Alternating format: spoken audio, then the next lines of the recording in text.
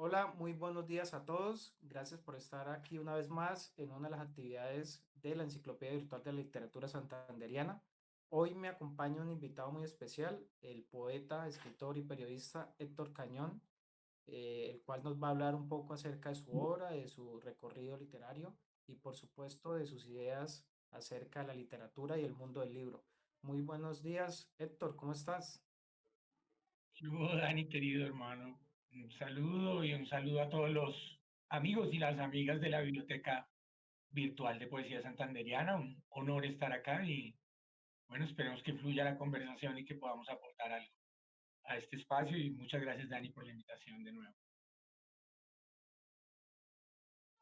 Claro que sí. Héctor, cuéntanos un poco sobre tu biografía, lo que has hecho, ¿no? Tu recorrido literario hasta el momento, para que las personas puedan conocerte y saber un poco más de ti. Bien, yo estudié literatura en la Universidad Javeriana, desde ahí empecé a incursionar obviamente en el mundo de la literatura y simultáneamente en el mundo del periodismo, particularmente de la crónica urbana, crónica de medio ambiente, crónica de tendencias, y me hice como un camino en esos dos sentidos que ha ido alternándose. Hay veces en simultánea, hay veces más dedicado a la poesía o a la crónica o a la parte laboral. De ahí les puedo contar que tengo dos libros de crónica publicados con Editorial Norma, En la intimidad de sus bibliotecas y Hazañas colombianas, que son pequeñas crónicas. En el primero hay 30 personajes públicos colombianos mostrando sus bibliotecas y mm, revelando, descubriendo su hábito de la lectura. Y hazañas colombianas como diferentes temas a lo largo de la historia que han hecho paisanos y paisanas. Eso, eso por ese lado. Y por el otro tengo dos libros de poesía, Los viajes de la luz con el Ángel Editor y Cuarteto Elemental, que está por acá, tal vez haya oportunidad de leer algún par de poemas, que fue ganador del Premio de Poesía Internacional Paralelo Cero del año 2018. Estos dos, y además soy coautor de la selección y el prólogo de Si después de la guerra hay un día, que es una antología de poesía colombiana sobre la violencia del conflicto armado. Justo creo que Dani está allí, ¿no? Dani tiene un poema allí, Sí, sí. en el que están 50 poetas colombianos nacidos entre el 77 y el 91, y hay más de 150 poemas. Ese tiene edición en Colombia y también salió recientemente una edición en Cuba, que se lanzó en la última Feria del Libro de Cuba. Ese sería como un resumen de lo que ha sido el camino, el oficio en las letras y en el periodismo, particularmente en la crónica, más que en el periodismo, diría yo. Soy mi Dani. Héctor, tus comienzos con la literatura, remontándote, puede ser a la infancia o a la adolescencia, ¿cómo fue ese primer encuentro con los libros? ¿Cómo fue que te cruzaste con de pronto con revistas, con cosas que te fueron, digamos, generando ese gusto? ¿O fue, digamos, en tu casa te inculcaban Sí, ese valor? fue en casa, fue en casa también una curiosidad innata que creo que tenemos todos los que trabajamos en este oficio de las palabras, de la palabra escrita, pero sí había libros en casa, había unos buenos libros y siempre había la curiosidad. Recuerdo Cándido, libros de alto vuelo, pues que se leyeron muy niño, tal vez sin entender mayor cosa, pero de todas maneras eso lo permea a uno y queda muy dentro en la memoria. Entonces, recordando algunos libros así de leer muy en la infancia, Crimen y Castigo, Cándido, de Voltaire, leer Rojo y Negro, de Stendhal, y también entre los 10 a 12 años tuve un tutor, Carlos Eduardo Maldonado, un filósofo colombiano, políglota, que aborda mucho ahora el tema de la cuántica, de la física cuántica, la física mecánica, y fue una gran experiencia con él también tomar el hábito de la lectura desde muy temprano, la primera infancia, diría yo. Sí, ahí nació. Ok. Eh, Nos has hablado de la crónica, de la poesía, eh, y pues me gustaría que nos contaras un poco sobre esos autores que han marcado tu vida, que de pronto también han influenciado tu escritura. ¿Cuáles autores tienes así de cabecera que siempre lees, que recomiendas? Sí, sí, hay autores sobre los que uno vuelve, no sé qué tan directa pudiera ser esa influencia en la producción que uno tiene, pero sí diría que en la poesía colombiana, pues leer a Eduardo Cotelamus, a Jorge Gaitán Durán, a Raúl Gómez Cattin, ¿sí? Y más recientemente, metido un poco con la obra de Emilia Yarza, que bueno, por esas razones sociales del machismo, mm, su obra estuvo muy, muy escondida y recientemente ha empezado a ser rescatada. Diría que eso es lo nuevo y esos dos poetas de cabeza, esos tres poetas de cabecera, Eduardo Cotelamos, Jorge Gaitán Durán y Raúl Gómez Hattin en cuanto a lo colombiano.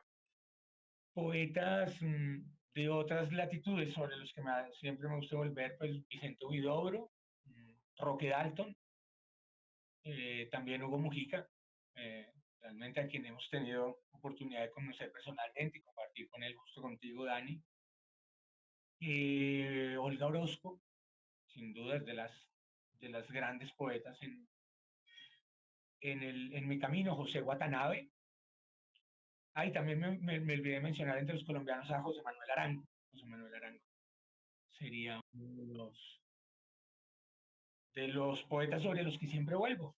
Esas serían como en cuanto a las obras poéticas y en la narrativa diría que sí, puede sonar un poco cliché o algo así, pero justo acabo de terminarme de leer otra vez Cien años de soledad, no sé cuántas veces, realmente ya les he perdido la cuenta y sigue siendo un libro maravilloso que lo conecta a uno con la conciencia universal, con la historia, con sus propias pasiones, con la condición humana, con este extraño territorio al que llamamos Colombia y con la esencia de la literatura. Entonces también siempre vuelvo sobre él, sobre Viaje a pie de Fernando González.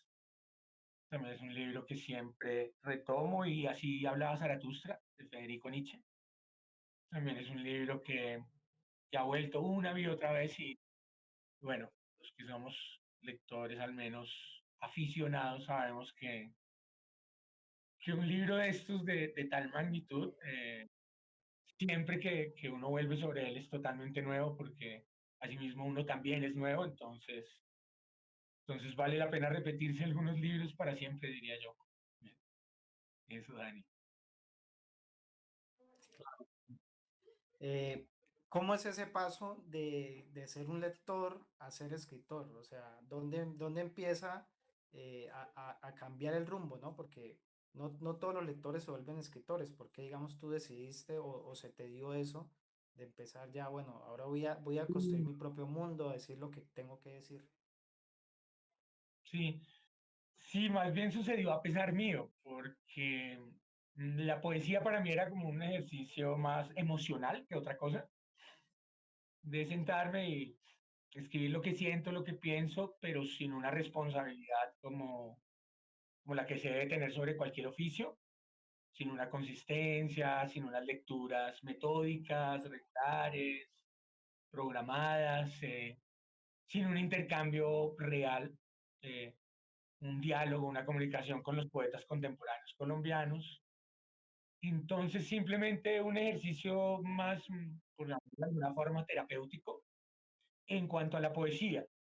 Sí, desde los 21 años la crónica, porque estaba allí, era mi trabajo, era un asunto laboral y bueno, entonces eso sí lo tuve que ir trabajando, ir adquiriendo una maestría, ir practicando, ir profundizando, irme descubriendo y tener grandes lecturas como la antología de crónicas colombianas, de grandes crónicas colombianas de Daniel Samper Pizano, desde ahí uno se puede meter en cantidad de caminos, en Luis Tejada, en Gonzalo Arango, en Arturo Alape, etcétera, ¿no? En Antonio Caballero, en Antonio Morales, en, bueno, muchos cronistas colombianos.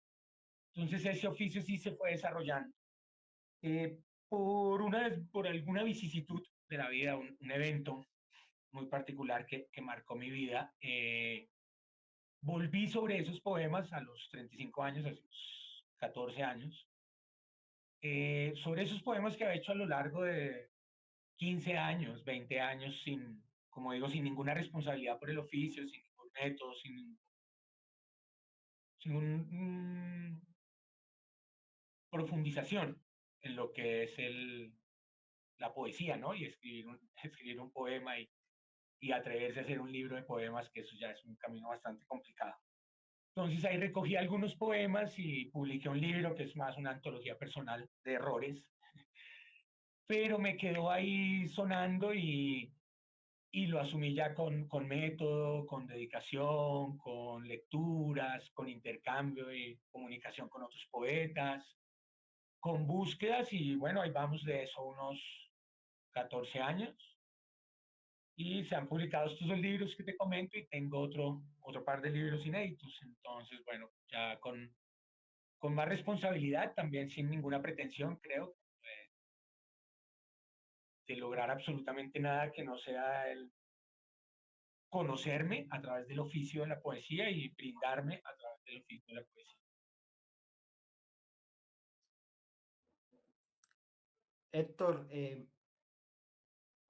la mayoría de personas no saben de pronto lo que hay detrás del oficio de escribir y de publicar un libro. Me gustaría que nos contaras un poco cómo es también el pasar de un texto borrador o ese primer texto o un texto final a ya ver un libro publicado. O sea, qué hay en el intermedio, lo que significa la edición, ¿no? Tanto como autor como, por ejemplo, antologador de este libro de poesía que nos mencionaste también. ¿Qué implica publicar un libro? ¿Qué significa publicar un libro? Claro, ya buscar o sea, si el simple hecho de hacer un poema con toda la dedicación, con profundidad, con conocimiento de la palabra, con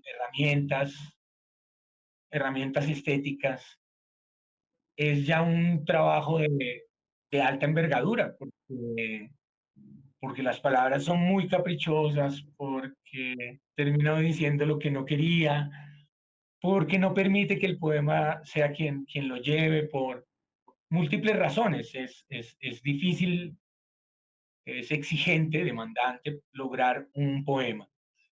Ya se mete uno en un poema, yo no soy mucho de temas como voy a hacer un libro sobre este tema establecido, que lo voy a hacer así, no, no me ha funcionado así. Más bien tengo una emoción, unos pensamientos, unas vivencias y empiezo a soltarme por ahí con este ejercicio regular de ir escribiendo, ir buscando textos y los mismos textos, los mismos poemas se han ido agrupando para hablar de alguna temática, como en este caso el cuarteto elemental, los cuatro elementos, o otro libro que tengo que es una dialéctica sobre el tiempo. Entonces tiene sus tres momentos, tesis, antítesis y síntesis. Eso el mismo libro lo va dando, en mi caso, creo que hay diferentes formas de hacer esto y diferentes caminos. El mismo libro ha sido los mismos poemas han sido quienes han ido alimentando la idea de un libro y mostrando los caminos por los que ese libro se puede conseguir. Una vez tiene uno, de nuevo repito, es muy importante decir que este es mi caso, esto no es una verdad para todos los poetas y las poetas.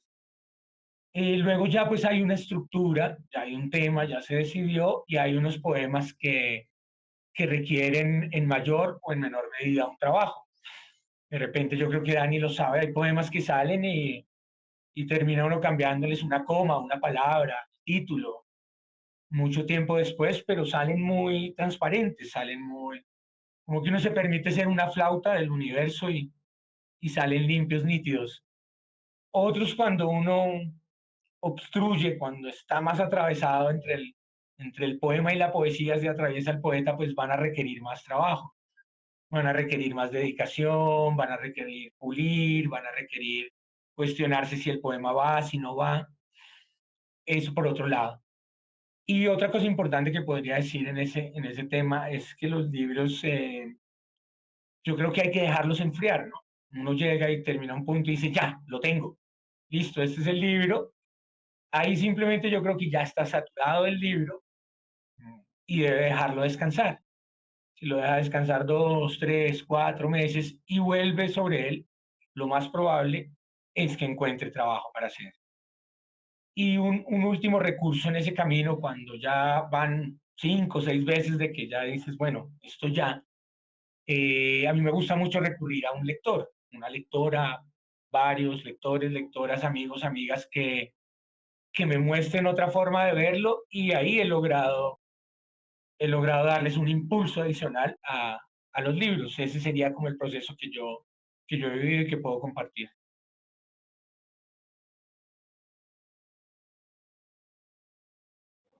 Héctor, pues hablando un poco de todo, ¿por qué la gente debería leer más? ¿Por qué debería ser más importante la lectura en nuestra sociedad? Yo diría que esencialmente, yendo a lo básico, básico, básico, en el centro de todo estaría porque ahí se descubre uno a sí mismo, porque ahí se conoce uno a sí mismo, porque ahí uno puede navegar, ¿no? Lo insondable, lo inconmensurable, lo maravilloso que es la existencia humana, la condición humana, habitar este momento y este lugar. Y realmente creo que en la lectura, en el hábito de la lectura y en la buena literatura en particular,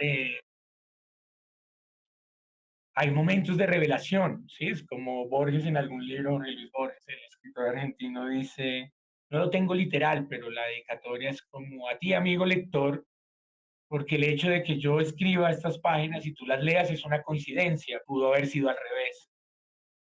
Y cuando uno lee, lo que hemos mencionado, García Márquez, Dostoyevsky, Voltaire, las grandes voces de la poesía latinoamericana, colombiana, mundial, eso es algo que le pertenece a uno. Si bien fue hecho por un autor, es algo que le pertenece totalmente a uno y aparte de que puede deleitarse sensorialmente, puede viajar mentalmente, puede sanarse emocionalmente, puede descubrir quién es y a qué vino y disfrutar un poco la vida y disfrutarla de una forma más profunda y en diálogo con todo con todo realmente, a través de una buena novela, un buen poema, pero en particular en diálogo con uno mismo, ¿no? En un descubrimiento personal a través de descubrir el mundo y las personas, las situaciones, lo apasionante que es la condición humana, ¿no? Sí. Héctor, me gustaría que nos compartieras también algunos de tus poemas. Veo que tienes ahí el Cuarteto Elemental, este libro con el cual ganaste un premio importante internacional. Eh, Sí, vamos, entonces, léenos los que quieras compartir en este momento con nosotros. ahí leemos algunos. El camino de vuelta. Las ondas que dibuja la piedra al caer en el agua regresan desde las orillas al corazón del hombre. Todo lo que va y viene es música nadando a contracorriente. El cuerpo no cambia al agitar su reflejo en el río, y la sombra se deshace tras reposar en la noche. La piedra del fondo sentencia que todas las aguas viajeras tienen un camino de vuelta. Mientras busco se da una pausita entre poema y poema que están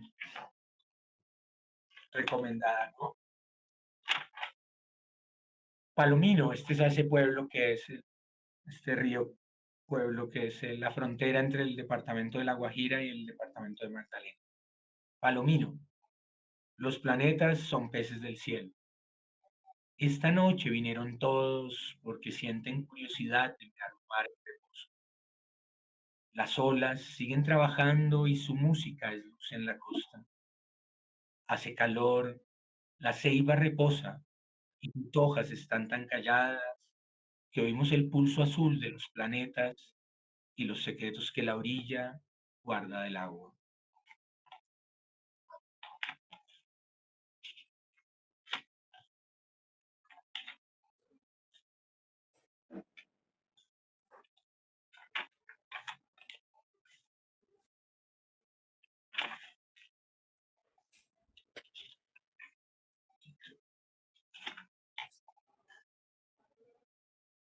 Bueno, leamos este. El fuego permanece.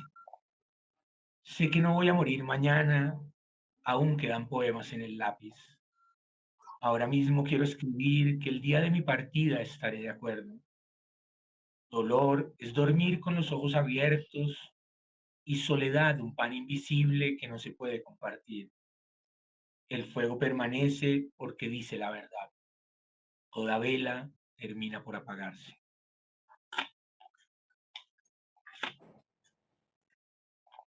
Este, que es sobre la viudez, escrito a tientas. Amé a los buitres que te devoraban mientras les dabas de beber canciones en el cuenco de tu vientre. Amé tu nombre inasible como llovizna que se escurre entre las manos de los locos. Amé la vulnerabilidad del agua que borraba tu rastro en mi cuerpo. De repente, se abrió una vasta zanja entre la punta de tus dedos y los míos. No tuve más remedio que llamarle muerte en un poema escrito a tientas, como quien lame una cicatriz. Y para ir cerrando, este que tiene el título corto, no es el hambre implacable devorando al jaguar, ni el cuerpo insistiendo en bañarse una vez más en el mismo. No sucede el círculo de los siglos. El hombre escribe la noche y el aire la atraviesa sin hacerlo. Y para cerrar, Dani,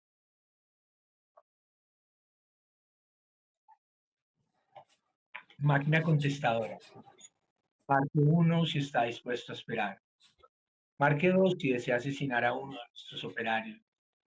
Marque 3 si prefiere ahorcarse con el cable del teléfono. Marque 4 si aún está ahí. Marque 5 si en la larga distancia experimenta vértigo o nostalgia. Marque 7 siempre que nos llame. Marque 6 si está dispuesto a entender que no tenemos línea y que el sistema es su propio error. Marque 8 cuando ya no tenga dudas. Marque 9 tras aceptar que usted mismo es quien contesta. Marque 0 si no queda más para decir. Gracias, Dani. Bueno, gracias por esta muestra poética, Héctor. Mm, Ya para ir cerrando esta entrevista, eh, háblanos un poco sobre la antología que realizaste de poesía sobre la violencia, cómo fue esta experiencia, qué cosas quedaron importantes o cuál era el fin de este libro. Bien, la idea nació con Henry Alexander Gómez, eso creo que es el año 2019 o 2020, y en un encuentro en Santa Clara, en Cuba, nos proponen allí unos chicos de una editorial que se llama Set de Belleza, que propongamos temas de poesía colombiana. Se hace esta propuesta de hacer una antología de poesía colombiana sobre el conflicto armado, sobre la violencia del conflicto armado, de autores no mayores de 50 años, porque ya había otra, que había hecho Juan Manuel Roca, por lo menos una, y creo que otra más, de autores previos. Entonces decidimos que las fechas fueran entre el 73 y el 91 para abarcar 15 años de producción y de producción de una generación que, bueno, como todas las generaciones al fin y al cabo en Colombia que ha vivido la violencia directamente, pero esta en particular con el paramilitarismo y el narcotráfico y como nuevos elementos que llegaron a enriquecer ese, esa tragedia, esa barbarie colombiana. Entonces el tema quedó, vino la pandemia, Cuba por sus problemas, el papel carísimo, el libro quedó ahí y Eduardo Bechara, de su trabajo editorial, realmente un Quijote en estos temas, se le apuntó al libro y empezamos a trabajarlo.